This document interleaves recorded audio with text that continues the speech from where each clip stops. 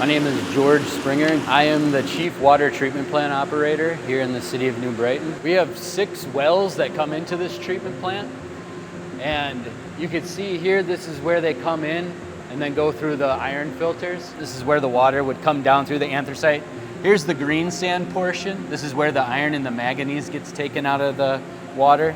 And then the support gravel underneath that basically just holds all of this up is the 3rd layer. And then underneath is where the water would then drop to the bottom and then out into our effluent piping system. Behind me we have 4 iron filters, and they all need to be backwashed. They each get backwashed once a day. And you can see each minute there's a water wash, and this is what it looks like as it's washing out the manganese and the iron of the system. And you can see it gets cleaner and cleaner. We let the iron and manganese settle for about 8 hours. And this is what it looks like when it first enters the backwash pit. And after that 8 hours of settling, it looks like this. And then so we're able to take this water and put it back into the system.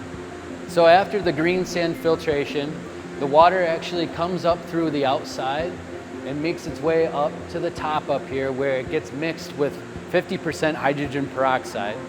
That hydrogen peroxide saturated water then makes its way down into the trains here. These are the Trojan UV flow trains that have in total 864 lamps.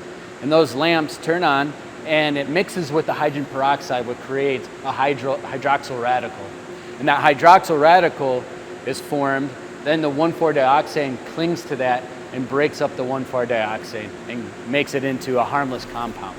This is the last part of our filtration system. This is the carbon filters. And so these carbon filters, with their main priority is to quench all of the peroxide out of the system that was put in by the AOP system. And they work in a lead lag. So it goes up and down through the lead carbon vessel, and then it works its way back up and then down through the second lag carbon vessel, and then out into the distribution system. Once the water is treated, it makes its way out here, where it travels up this pipe. Part of it goes into our ground storage reservoir where water is stored, and then the rest of it goes out into distribution.